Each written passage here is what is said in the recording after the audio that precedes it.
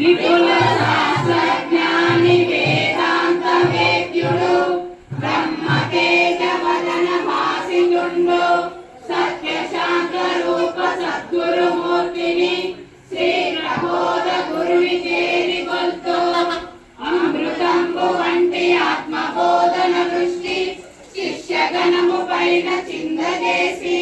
మృత్యు భయము తీర్చు అత్యున్నతాత్ముని శ్రీ ప్రబోధ గురుని చేరి కొల్తూ జిహ్వ మీద వాణి తెలువార భక్తుల ఆత్మబోధ గరుప నగరువాడు ముక్తిదాత అయిన శక్తి స్వరూపుని శ్రీ ప్రబోధ గురుని చేరి కొల్తూ